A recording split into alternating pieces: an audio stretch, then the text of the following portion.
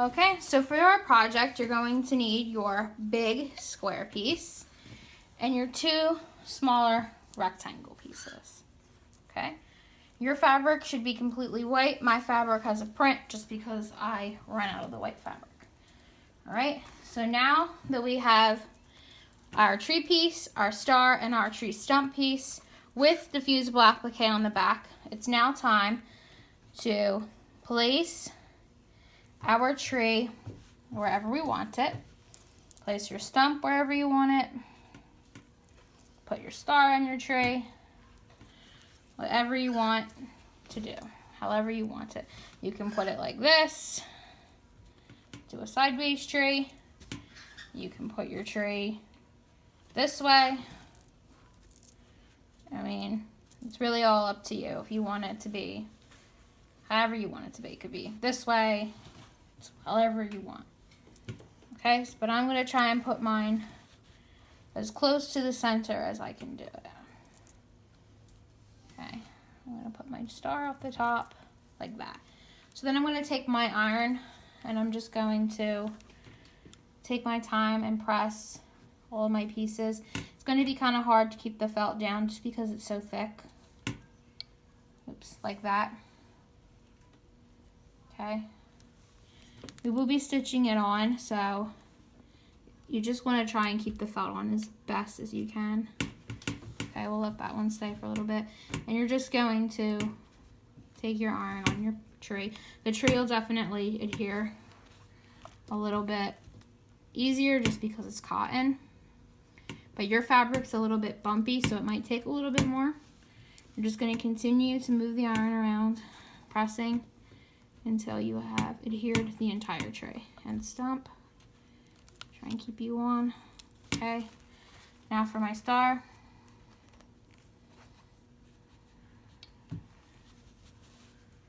Alright, put the iron on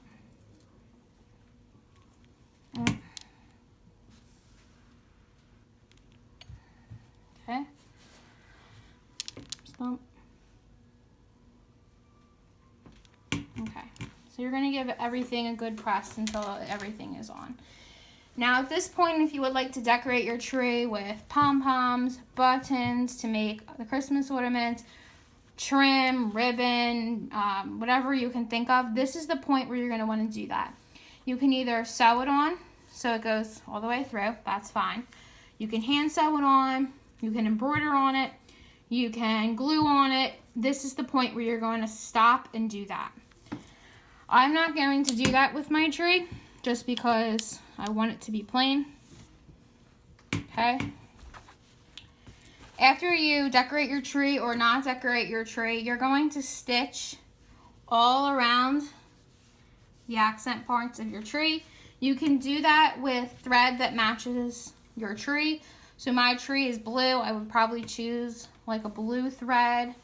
My star is yellow, so I'll do like a yellow thread and then a brown thread for my tree stump.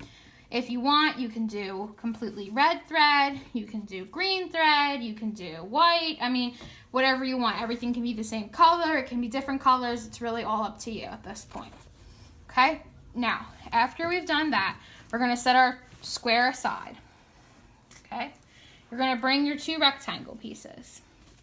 All right? You're going to grab 1 rectangle piece and you're going to fold one of the edges, the long edges, your choice which long edge you want, but I have a print fabric, so I'm choosing to do the top edge.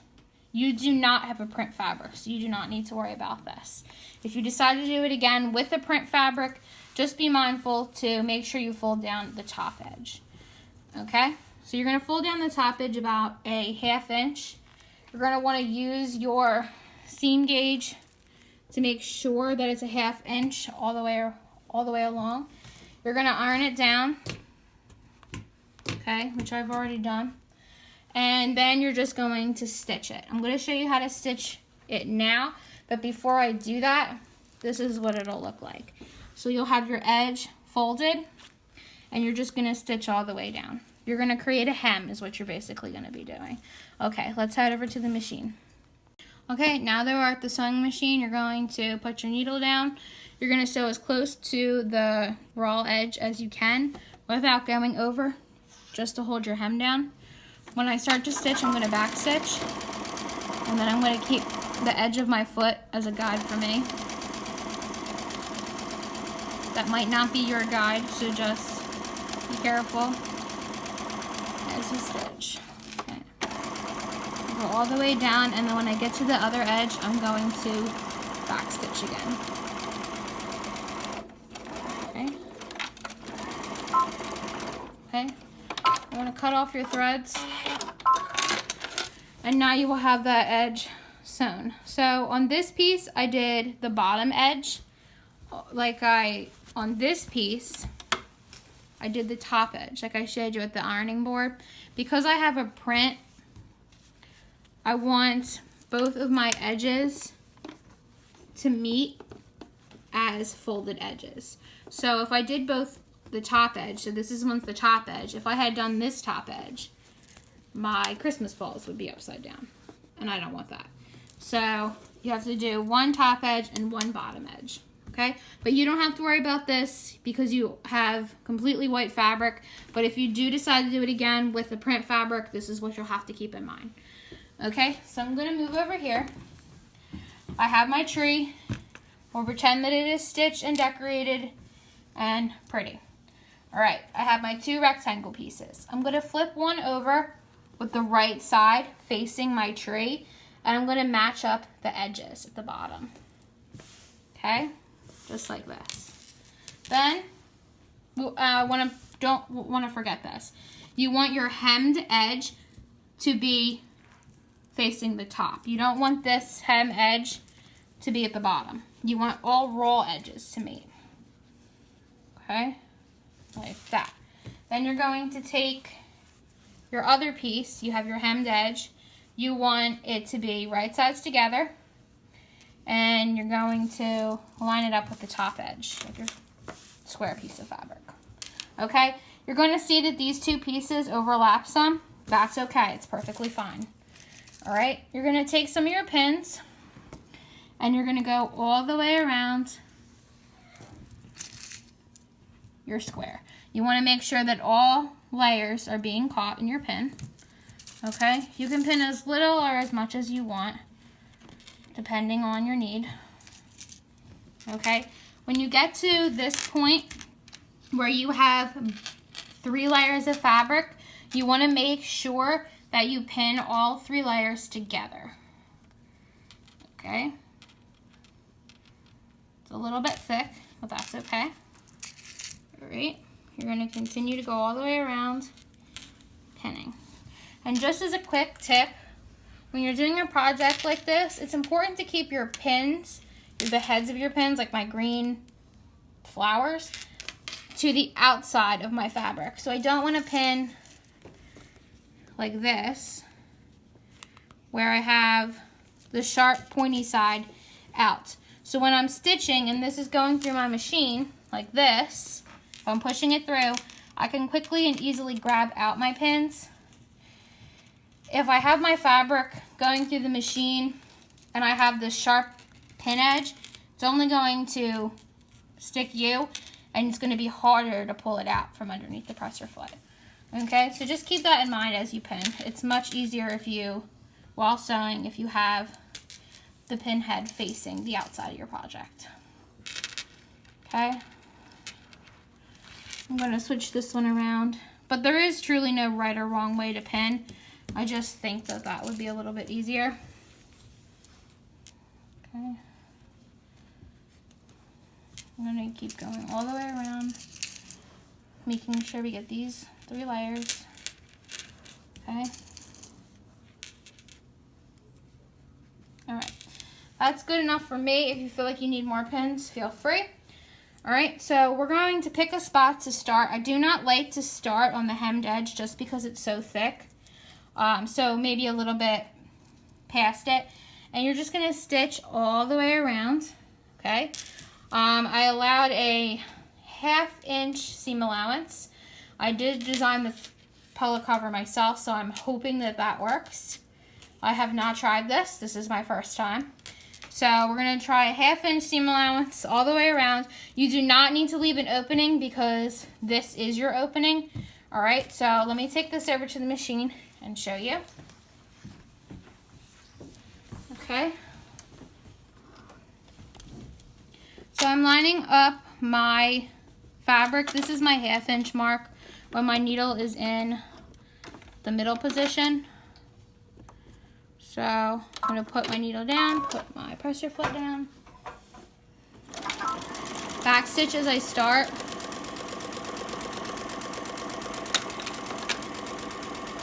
And just continue to go down. If you feel like you need tape, please feel free to do that. When you get to the part that's kind of thick, you just want to go really slow over it. Okay. Make sure you stop when you get to a corner. You're going to pick up your presser foot and you're going to turn.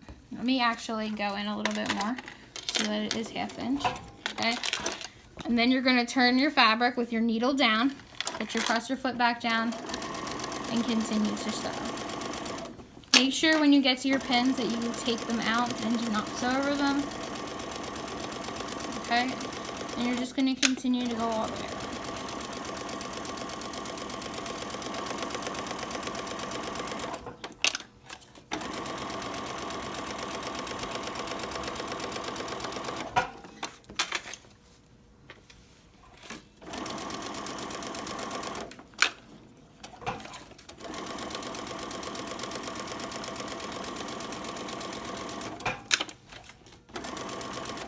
Again, go really slow when you get to your thicker sides.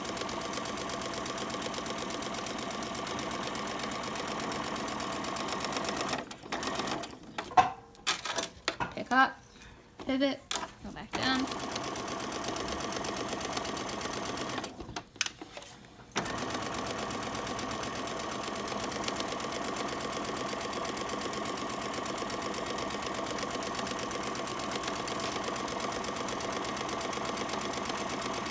And as I come to the part where I started, I am going to make sure that I backstitch.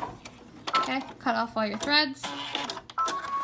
All right, after you do that, you're going to grab a pair of scissors and you're just going to trim your corners. Okay, there's one corner.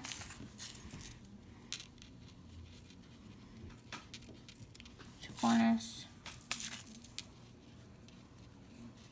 3 corners, 4 corners. Okay, you trim your corners just to help press out the corners when you turn it. All right, so you're gonna grab from the middle and turn your project.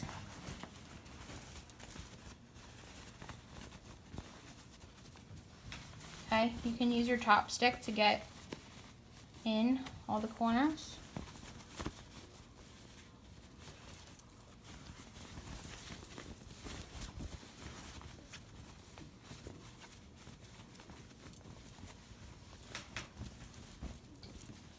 Alright, after you're done, you can give your tree pillow cover a great press.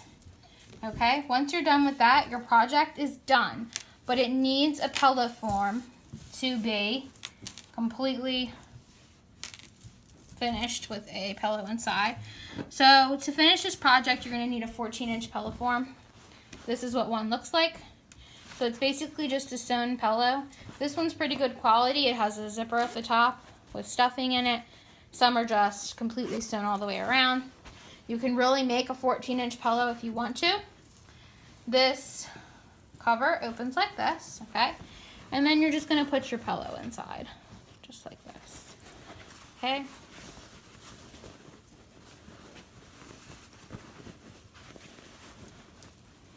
Now you can make covers bigger or smaller, depending on the size pillow form. Like I said, we're using a 14-inch pillow form for this project. I keep this pillow on my bed, and I change it for different holidays or quilts that I make. Okay, Sometimes I also like to sour glue on a piece of Velcro, which will hold the two back edges together, especially if you have a pillow that it's kind of thick in some areas. But this is what your pillow will look like when completely done. Now, if you decorate your tree, it'll look a lot prettier than mine, but not decorating it is just as cool. Thank you for watching.